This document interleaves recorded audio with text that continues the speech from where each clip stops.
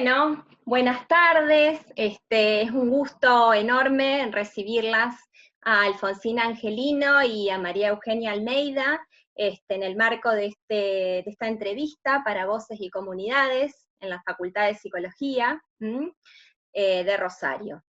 Mi nombre es Marisa Chamorro, soy docente de la facultad, doy seminarios de discapacidad hace varios años y bueno, las compañeras son referentes para mí, utilizo sus textos, las leo para trabajar en los seminarios, así que para mis alumnos también lo son.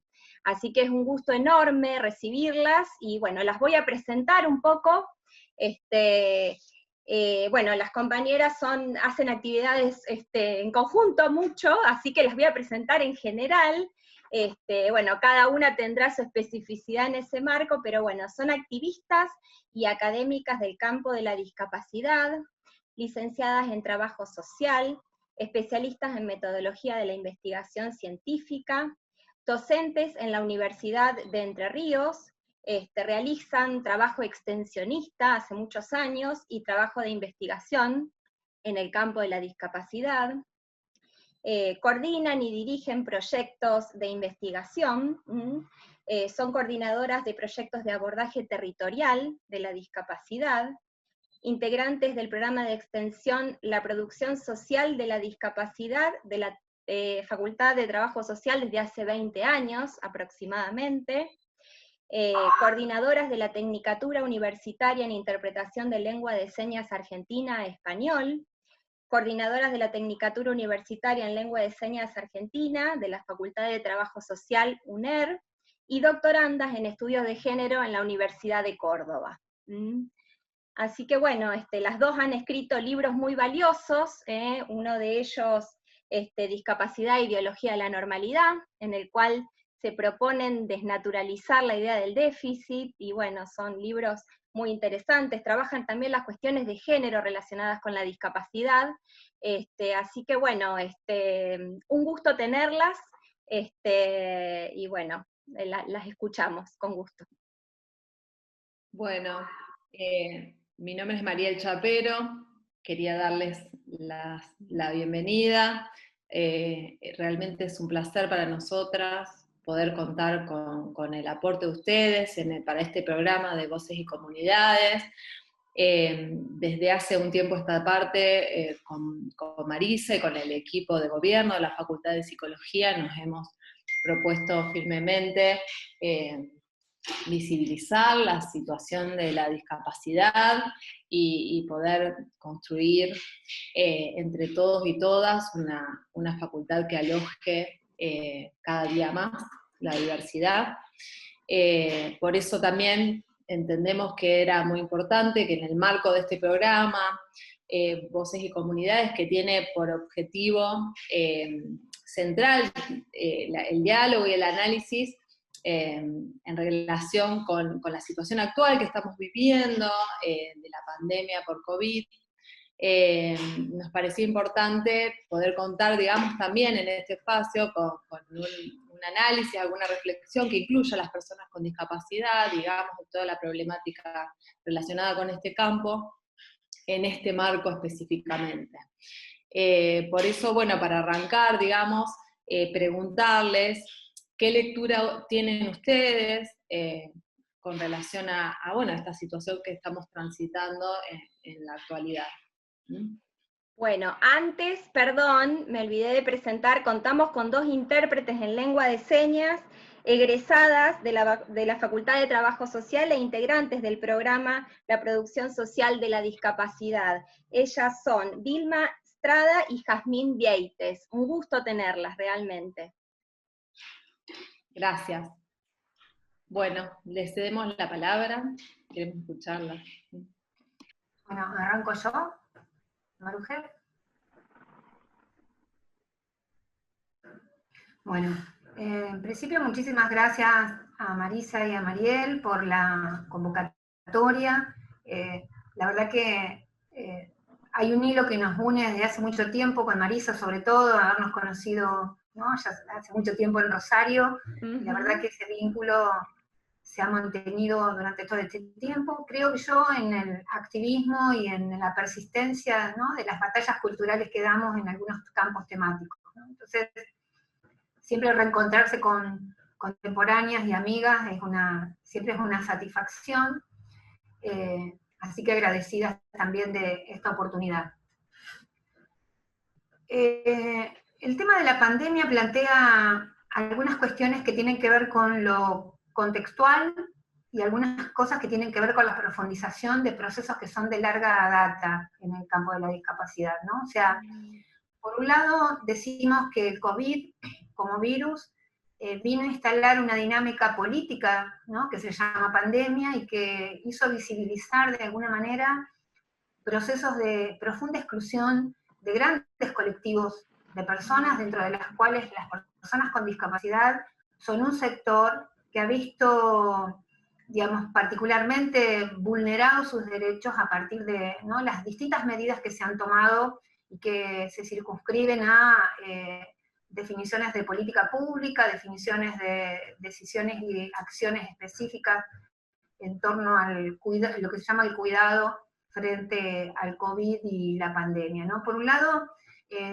nos parece que eso es importante en el sentido de expresar que, digamos, esta situación contingente, que tiene una magnitud, por supuesto, singular, en términos de la extensión, ¿no?, de lo que implica una pandemia a nivel mundial, inédita, única, ¿no?, que nos desborda en términos de cómo pensar el presente y lo que va a venir, ¿no? Eso por un lado es así, y es interesante advertir que esa contingencia ha desatado procesos distintos, ¿no? Algunos reflexivos para pensar hacia adelante, otros catastróficos, otros, ¿no?, anticipatorios, bueno, de todo un poco, ¿no?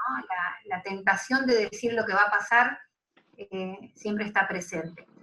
Pero a su vez, como situación circunstancial o contingente, sí ha puesto en evidencia procesos, decíamos, de larga historia, ¿no? Las personas con discapacidad particularmente, que son, digamos, aquellos actores con los que nos gusta conversar, hace mucho que están en cuarentena, decimos, ¿no? Hace mucho tiempo que las cuarentenas y los aislamientos son físicos, comunicacionales, simbólicos, culturales, educativos.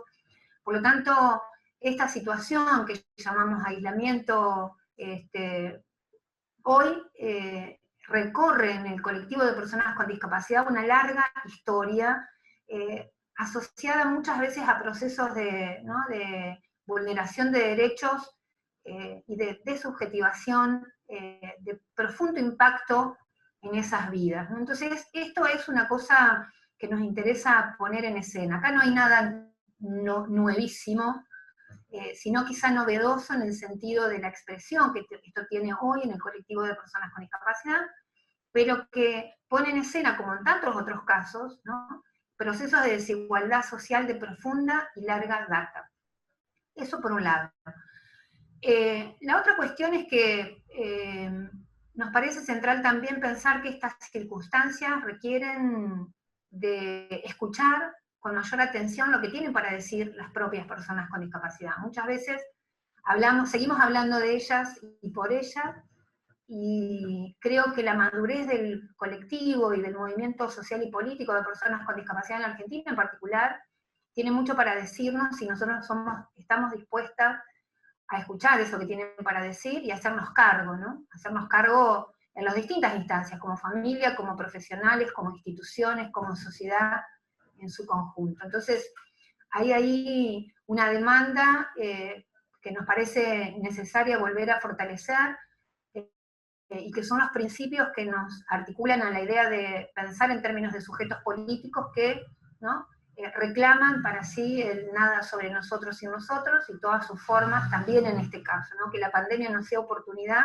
otra vez, de un silenciamiento, sino justamente de la posibilidad de escuchar atentamente lo que tienen para decir, y cómo lo quieren decir. Lo que pasa es que para eso hay que generar las condiciones de ese decir, ¿no?, en términos materiales, comunicativos y también simbólicos. Y la última cosa que por ahí nos gusta complejizar o conversar o poner en juego es cómo rápidamente las situaciones como esta, lo que hacen es una suerte de regresión, o lo que podría ser una suerte de regresión en los modos de comprensión y abordaje de la discapacidad, ¿no? Porque volvemos a hablar de personas que per se son personas en riesgo, o de riesgo, y hay que ver, digamos, ¿no?, cómo se construye esa idea del riesgo en función de pensar y asociar la discapacidad otra vez con la enfermedad crónica, ¿no? O sea, el riesgo es el riesgo que vivimos como sociedad en estos procesos de interacción y de exclusión. Ahora, la discapacidad no es una condición de riesgo per se, porque la discapacidad no es una enfermedad crónica. La discapacidad es una producción social que encarna en algunos cuerpos singularidades, por supuesto, que requieren de cuidados específicos o de atenciones singulares, pero la asociación directa de riesgo y discapacidad en algún sentido reifica esta idea por la cual batallamos permanentemente junto al colectivo de personas con discapacidades, de pensar la discapacidad como una condición política de derechos humanos que advierte sobre los procesos sociales de exclusión y no como una condición corpórea que fragiliza per se, como una enfermedad crónica, porque eso otra vez nos retrotrae, si queremos, a debates preconvención, ¿no? Y que siempre están tan latentes estas ideas persistentes de la discapacidad como enfermedad. Entonces, esta pandemia ha dado lugar a múltiples debates, decimos, en este sentido, y nos parece que son oportunidades para ratificar algunas posiciones, para escuchar en primera persona ¿no?, a quienes son actores centrales de este proceso, qué tienen para decirnos, y a su vez no asumir de manera directa, ¿no?, cuestiones que tienen que ver con procesos de, sí, de fragilización o de precarización, producto de las relaciones de desigualdad de las cuales las personas con discapacidad son, si se quiere, víctimas, ¿no? Pero esto nos parece que es algo central, porque si no se habla de, bueno, las personas con discapacidad son personas de riesgo, bueno, veamos, ¿qué quiere decir eso? ¿No? O sea, ¿qué contenido tiene en cada situación esa situación? Porque si no, pareciera ser que otra vez hablamos de la discapacidad como sinónimo de enfermedad, ¿no?, de patología, y volvemos a viejos esquemas que creíamos, por lo menos, superados en el sentido más extendido. Así que esa sería como una idea que hemos venido también madurando nosotras y nosotros como espacio de la facultad, en la conversación con los distintos, ¿no?, grupos y sectores ante la demanda de decir algo. Se me ocurre que puede ir por ahí. Sí. Bueno, yo me parecía que también en la misma línea de lo que plantea Alfonsina y de las discusiones que vamos teniendo como equipo, digamos, tanto de extensión como de investigación, me parece que es fundamental remarcar que, digamos, parte de las demandas que las personas con discapacidad tienen en este contexto, y esto, digamos, lo pongo en común a partir de, bueno, de participar en espacios de interacción y de intercambio con organizaciones, con asociaciones de personas con discapacidad, y también a partir de, bueno, de algunas actividades que desde la facultad hemos definido instalar a partir específicamente de la pandemia, digamos, con las personas con discapacidad. Me parece que es fundamental recuperar que la demanda es no tanto en tantos sujetos de derechos, sino en tantos sujetos políticos, ¿sí? O sea, por supuesto que hay cosas que tienen que ver con prestaciones, con acceso, digamos, a las prestaciones, pero ese tipo de demandas es una demanda que es constante y que producto de la pandemia digamos, ha habido algunas situaciones en donde, bueno, como que se ha entorpecido ese acceso particularmente, ¿no?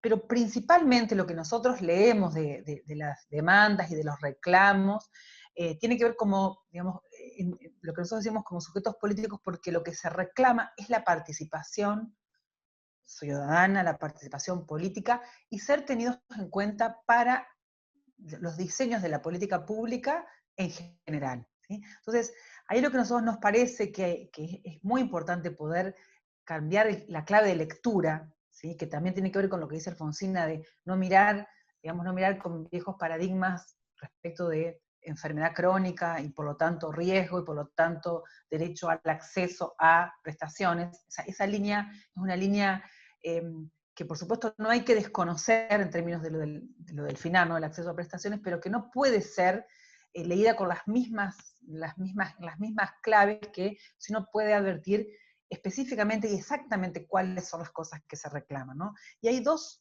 espacios para nosotros bastante claros en este punto, que es, y con los cuales nosotros tenemos relación, que es, uno es la comunidad sorda, que parte de su reclamo es el acceso a la información, ¿sí? Que siempre es uno de los reclamos principales, pero en este contexto se vuelve absolutamente mucho más poderoso ese reclamo, porque en un contexto como el nuestro, en donde saber qué pasa, qué nos pasa, qué va a pasar, como decíamos al principio, requiere, y que todos estamos en esas preguntas, ¿no? Y estamos navegando y buceando en mucha incertidumbre, y conocer, digamos, qué es lo que tengo que hacer, lo que no tengo que hacer, cómo pasa en otros lados, qué se hizo en otros lados, todo esto que, digamos, quienes participamos del mundo oyente estamos absolutamente, digamos, invadidos, si ustedes quieren, porque está en la televisión, en la radio, en las redes. Esa información escasamente está accesible para las personas sordas hablantes de lengua de señas, ¿no?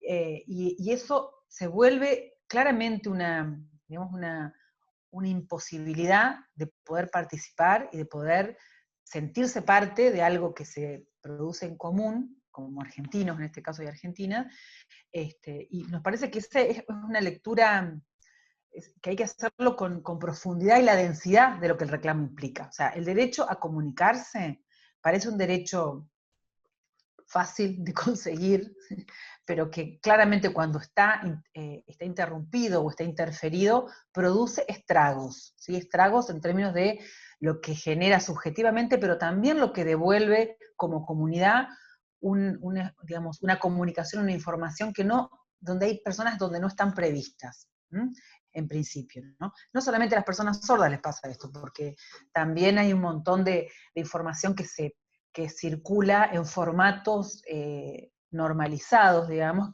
que también se vuelven en algunas circunstancias una barrera de acceso para personas que requieren algún tipo de información con algunos requerimientos de accesibilidad, ¿no?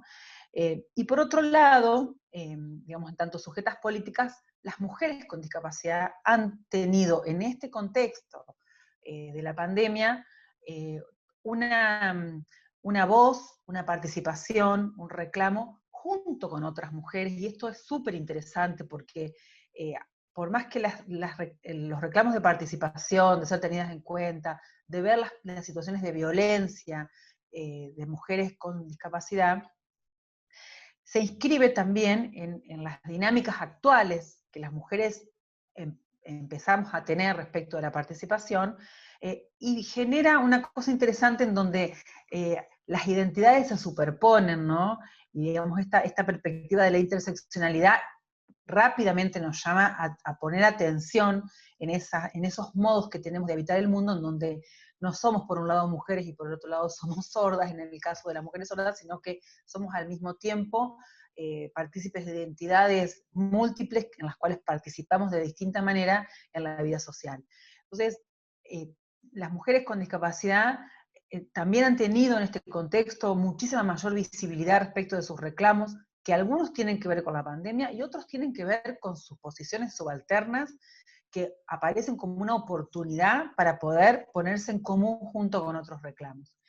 Entonces, como nosotros decimos que la discapacidad es una relación, ¿sí? Que no tiene que ver con los cuerpos de las personas, sino que tiene que ver con las relaciones sociales que producen determinado tipo de cuerpos, y por lo tanto determinado tipo de relaciones con esos cuerpos, nos parece que estos reclamos, en tanto sujetos políticos, nos involucran de manera directa. Es decir, no podemos desconocer, si pensamos que la discapacidad es una relación social, que los reclamos nos involucran a todos.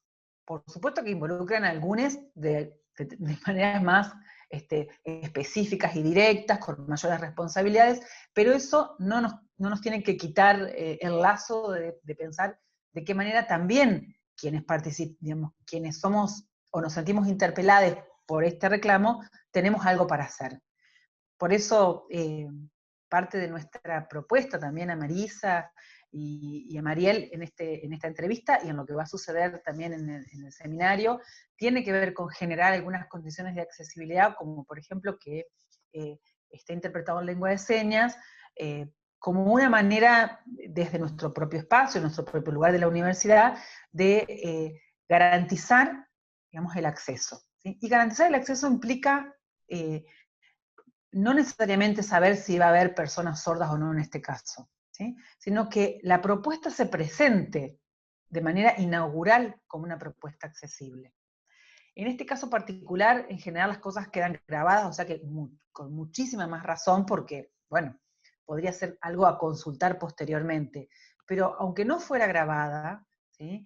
O si estuviéramos presencialmente, parte digamos, de dialogar sinérgicamente con los sujetos políticos que demandan es responder en términos políticos también, y que en este caso nosotros leemos que es ofrecer algo que sea accesible, no porque haya alguien que sabemos que es sorda o sordo y va a participar, sino porque la propuesta, nos parece a nosotros, debe cada vez más involucrar, digamos, todas las personas que vivimos en este país, por lo menos.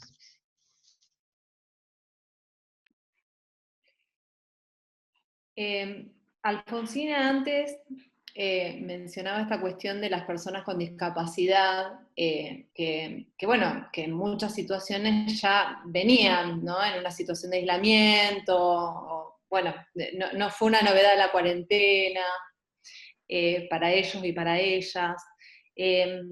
Ustedes que están en contacto con organizaciones de personas con discapacidad, esta cuestión del aislamiento social, preventivo y obligatorio, que a todos nosotros y nosotras nos ha planteado, digamos, como, bueno, cierta experiencia más desde lo personal, ¿no? De esta cuestión bueno, de no poder salir de casa, cuando, bueno, hay personas que habitualmente no pueden salir, que a lo mejor tienen una discapacidad motriz, por ejemplo, no tienen una rampa en la esquina de su casa, ¿no? Cuestiones a veces muy, muy obscenas. ¿Hay alguna vivencia, digamos, o alguna expresión respecto de que esto del aislamiento implicaría alguna cuestión de justicia social, o de que, digamos, esta experiencia que todos y todas estamos haciendo, digamos, a futuro podrá generar algunos modos nuevos, digamos, de encontrarnos con lo que les sucede a las personas con discapacidad?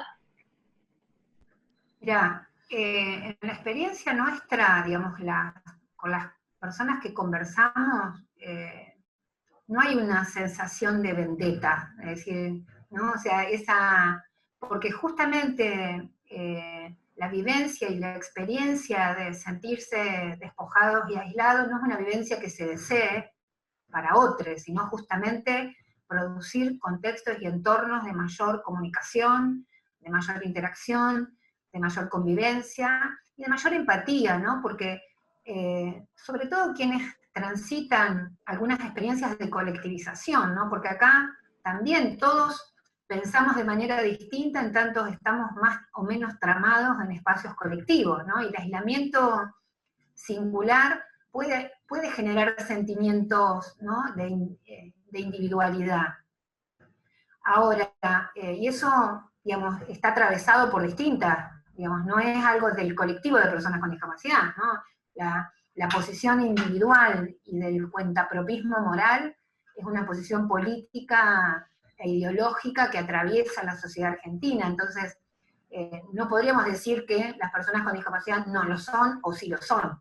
Ahora, por lo menos las personas con las que nosotros hablamos, con las que mantenemos ciertos vínculos, por supuesto que hay una advertencia respecto de que esto que decíamos antes, que esta situación no es novedosa, pero no por eso la idea de que ahora ustedes van a entender lo que es sentirse en este lugar, ¿no? No hay, por lo menos que nosotros lo hayamos percibido en esta clave, una situación de esa envergadura, sino más bien la posibilidad de que el contexto genere condiciones para una escucha más atenta y una advertencia más situada de esas condiciones. Entonces, tanto en las redes, las personas con las que hemos conversado, más los grupos con los que tenemos interacción porque son parte del equipo de la facultad, o son estudiantes de la facultad, o son parte de las organizaciones, en general hay un espíritu de potencia hacia que esa transformación genere cambios a futuro, digamos, ¿no? O sea, lo que está sucediendo implica una transformación radical, si se quiere, de esos contextos de exclusión previo, y que esta situación contextual no genere condiciones para ahora, pero después volvamos a esa normalidad que siempre odiamos, digamos, porque si hay algo que no queremos es volver a esa normalidad en la cual ya estábamos excluidos. O sea, nosotros no vamos a volver, no queremos volver a una normalidad que generaba procesos de exclusión, de expulsión y de subjetivación. En todo caso, la oportunidad es la transformación de esas condiciones para pensar cómo salimos de esto colectivamente, en el cual los aprendizajes nos abran a pensar que el mundo no se reduce a nuestro mundo, y que los mundos son múltiples, y por lo tanto el compromiso, en este caso con las personas con discapacidad, un compromiso político con la transformación de las relaciones de desigualdad y de exclusión. Ahora bien, eso no se va a dar por generación espontánea, ¿no? O sea, también sabemos que la participación en los debates, la escucha atenta de esa palabra, tiene que ver con generar las condiciones sociales, políticas, para que eso pueda ser dicho y los procesos transformativos se den. Es siempre un horizonte, siempre una apuesta, ¿no? No es una cosa que va a suceder naturalmente, digamos, ¿no? No se va a dar por una situación espontánea, sino justamente por la atracción que podamos tener y la posibilidad de articular demandas múltiples, en esto que María Eugenia también decía, ¿no? Los atravesamientos que este colectivo de personas con discapacidad, que está pensado como un entero homogéneo, y esas miles de aristas, multiplicidades y dimensiones o interseccionalidades que habitan al colectivo de personas con discapacidad, pueda ser escuchado, atendido, ¿no? Y respetado en esas posiciones, y a su vez entretramado con otras demandas y otras luchas de otros sectores, que también son víctimas en algún sentido de la ideología de la normalidad, ¿no? Porque cuando hablamos de ideología de la normalidad no hablamos solo, la discapacidad puede ser quizá un caso, ¿no?, de la profundización de la ideología. Por lo tanto, el debate sobre la desnaturalización y la ruptura de esa ideología tiene que ver con articular batallas múltiples o luchas diversas, ¿no?, la transformación profunda de contextos de mucha exclusión y mucha expulsión para muchas personas. En relación a esto, ¿no? Yo también pensaba, y hemos estado hablando con las dos, con Alfonsina hace poco, de la cuestión de los sordos, ¿no? Y estas tecnicaturas, estas formaciones que ustedes están brindando, que también me parecía excelente aprovechar el espacio para contarlas, porque bueno, en algunos sectores de la Argentina estamos muy lejanos de esa experiencia, y me parece que políticamente implica una participación activa y novedosa, ¿no? Bueno, así que preguntarles eso. Sí, justamente hemos estado y estamos en este momento muy abocadas a garantizar la continuidad y el acceso a la educación superior de las personas sordas que están involucradas en la carrera que coordinamos con Alfonsina, ¿no? Porque eso también es una parte, digamos, es una dimensión que como universitarias es insoslayable, y que, digamos, así como decimos que esta cuestión de la educación virtualizada ha profundizado y ha visibilizado las desigualdades estructurales en las cuales se encuentran muchas personas en nuestro país, respecto de las personas con discapacidad y de las personas sordas en particular, por supuesto que también lo que hace es poner en evidencia cuánto, digamos, de normalizado está un sistema de educación superior que últimamente, en estos últimos años, intenta pensarse en esa clave, pero que bueno, claramente en el contexto de la pandemia queda a las claras todo lo que falta, digamos, en relación a ese tema. Nosotros, en relación a la TULSA, que es la Tecnicatura Universitaria en Lengua de Señas, que es una carrera que tiene 250 estudiantes sordas y sordos de todo el país, bueno, un poco les cuento en qué consiste. Es una carrera que es una tecnicatura y que prepara a las personas sordas para poder enseñar lengua de señas, ¿sí? O sea, esta idea de que, digamos, por saber hablar un idioma uno lo puede enseñar, es un supuesto del cual, digamos, queremos corrernos, y las propias personas sordas quisieron correrse de ese supuesto. Nosotros siempre hacemos la analogía, ¿no? Nosotros sabemos hablar en castellano, pero si tenemos que ir a enseñarle a hablar en castellano a alguien que no lo habla, y la verdad que, no sé, tendríamos que amacarnos para hacerlo, o usaríamos estrategias del sentido común que pondríamos a andar. Bueno, un poco la misma analogía es, las personas sordas son hablantes nativas de la lengua, pero eso no les da en sí misma digamos, la posibilidad de prepararse formalmente, académicamente y rigurosamente en la enseñanza de su propia lengua. Entonces, bueno, esta carrera surge un poco en demanda de la comunidad sorda, con la cual tenemos contacto hace muchos años, desde la universidad. Esto, digamos, queremos aprender a enseñar nuestra propia lengua. Y bueno, en la carrera, bueno, se creó la carrera en un contexto, digamos, de política universitaria, de generación de tecnicaturas, que hubo en varias universidades del país. Y bueno, la característica principal que tiene, además de que, bueno, son todos estudiantes sordas y sordos, así que imagínense que eso es para la propia institución universitaria un desafío enorme y una revolución en términos de digamos, sujetos no esperados, digamos, por la academia, pero bueno, en nuestro caso con muchísimas digamos, respuestas positivas por parte de la propia institución y mucho más por parte de la comunidad sorda. Es una carrera que se dicta completamente en lengua de señas, o sea, todos los docentes son hablantes de lengua de señas, y aquellos que no lo son tienen un equipo de intérpretes que trabaja junto con el equipo docente, y además, y esto es lo más, para nosotros innovador y lo más, digamos, el mayor desafío, es que digamos, los textos académicos también están traducidos a lengua de señas, además de estar en español escrito, están traducidos a lengua de señas.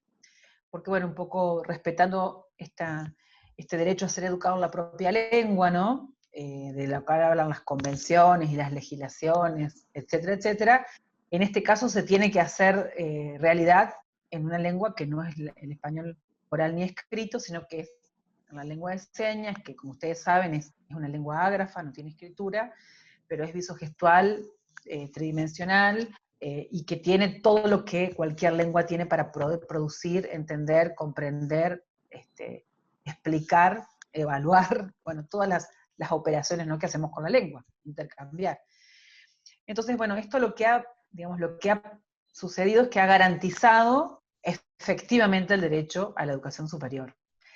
¿Por qué digo esto? Porque en un porcentaje altísimo los estudiantes, los 250 estudiantes que están inscriptos y que vienen sosteniendo, llevan al día las materias, son 25 materias que se dan en 5 cuatrimestres, estamos dictando el 5º cuatrimestre en este momento, y la verdad que el rendimiento académico que tienen los estudiantes sordos es altísimo.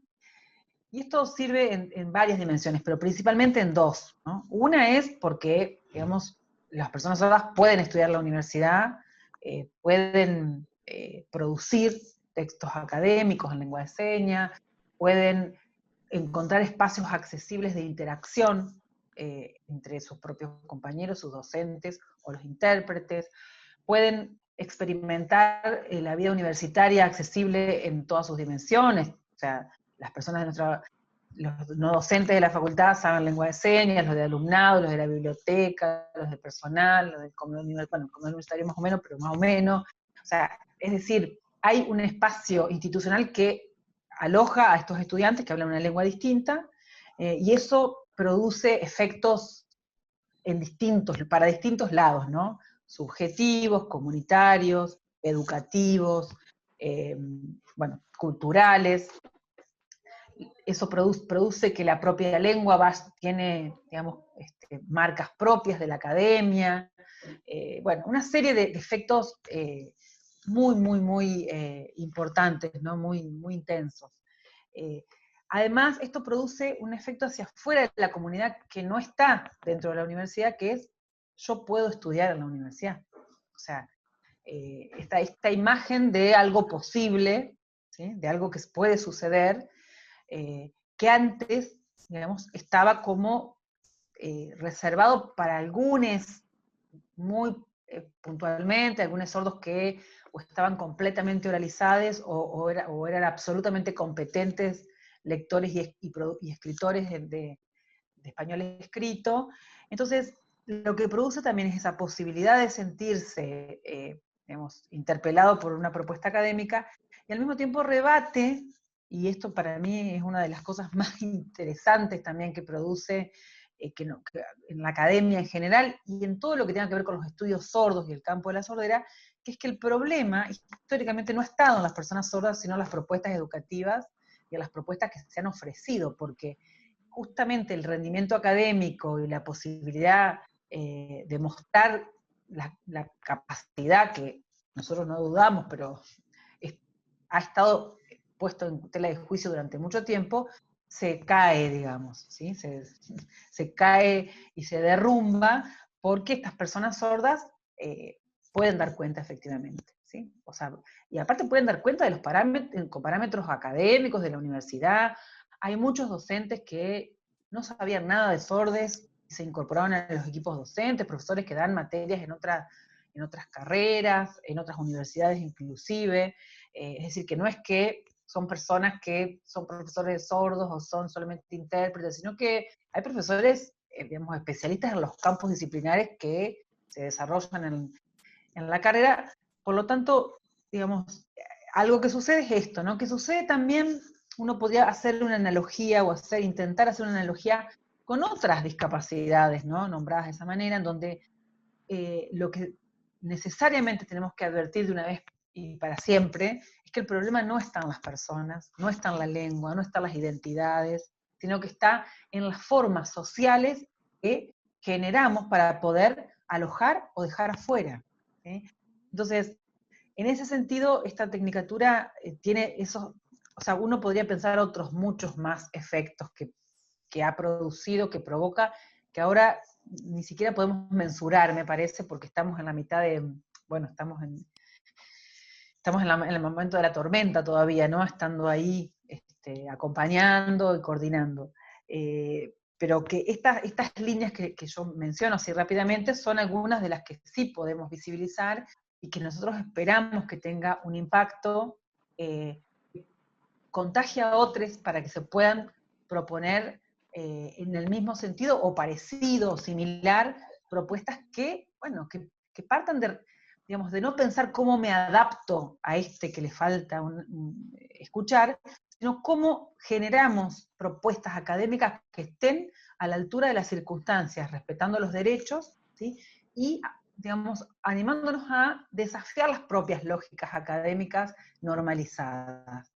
Entonces, bueno, es un poco, la experiencia tiene un montón de cosas súper interesantes, o sea, muchas anécdotas, muchos testimonios además, pero en términos más generales les podría decir que eso sería, digamos, como los puntos nodales sobre los cuales nosotros nos parece que es interesante compartir con otros y repito, para que otros se entusiasmen, porque si no en discapacidad pasa mucho eso, así, bueno, no, pero falta un montón de tiempo, ¿no? Porque hasta que, bueno, hay que preparar para que podamos, algún día es mucho tiempo, dicen las propias personas con discapacidad en parte de sus lemas, y cuánto tiempo más tenemos que esperar para que podamos pensarnos en un trato igualitario, o sea, cuánto más tenemos que esperarlo para que puedan pensar, que puedan decidirse a...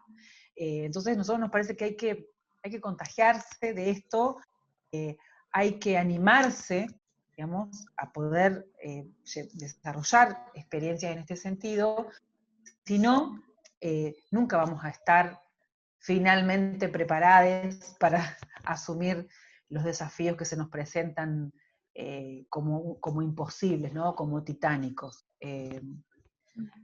No sé, me parece que ese es un poco el espíritu nuestro, ¿no? Y me parece que el imposible tiene que ser la bandera, pero no de inmovilización, sino justamente de activarnos en ese sentido. Interesante, ¿eh? Qué buena experiencia, y me imagino que, bueno, el impacto que después con el tiempo se podrá leer sobre toda la comunidad universitaria y sobre la comunidad en general, ¿no? Respecto de esta experiencia específicamente. Bueno, muchísimas gracias por este encuentro. Me quedo con muchas ganas de seguir, pero... Seguimos en el seminario. A mí me quedaron varias preguntas ahí, pero se nos va a hacer muy largo, me parece. Está bien, sí, me parece que sí, o sea, son pequeñas como puertas de entrada o posibles temas, porque cada una de las cosas que conversamos son cosas que se pueden, vamos, que desatan otras preguntas y que desatan otros pensamientos también, no tenemos para activar el pensamiento, porque bueno, nos parece que justamente, digamos, la responsabilidad, como decíamos al principio, ¿no? La responsabilidad de poder leer en términos de sujetos políticos a las personas con discapacidad nos impone algunas formas digamos, de pensamiento y de devolver esas demandas en clave de la propia demanda, ¿no? Y no reproducir respuestas que tengan que ver con demandas históricas o la forma histórica en que hemos leído las demandas. Bueno, esto por supuesto que es un desafío mucho mayor y hay cosas que no sabemos finalmente cómo se pueden responder en tanto demanda. Una cosa que me parece que está bueno volver a nombrar es que nosotros nos parece sumamente importante cuando hablamos con las personas con discapacidad, es hablar con las personas con discapacidad en primera persona, ¿sí? En general, nuestra batalla es, digamos, disputar un poco aquellos espacios que están representados por otros, ¿sí? Y en todo caso alentar, tomar en cuenta o tomar, digamos, sentirnos interpeladas por aquellas organizaciones que las personas con discapacidad están representadas por sí mismas, no por otras, ¿no? Porque digamos, la representación ha sido históricamente un espacio en donde la voz o las manos de las personas con discapacidad, o los cuerpos de las personas con discapacidad, han estado ausentes o hablados por otros, ¿no? Y eso se tiene que interrumpir, ¿sí? Eso tiene que poder interrumpirse, tiene que poder, digamos, tenemos que poder ofrecer diálogos en donde las personas con discapacidad toman la palabra, ¿sí? Toman palabra. Como dicen, nada sobre nosotros sin nosotros, bueno, eso hay que darle materialidad, ¿sí? Porque queda bárbaro como consigna, pero nosotros tenemos la responsabilidad de darle materialidad en pequeños actos que son grandes gestos también. Sí. Seguro. Bueno, les agradecemos un montón, y bueno, seguimos charlando. Bueno. Muchas gracias a las intérpretes también. Para nuestra facultad también es una intervención, es una visibilización, esto, un primer paso para ir adelante por los derechos. Bueno. Gracias.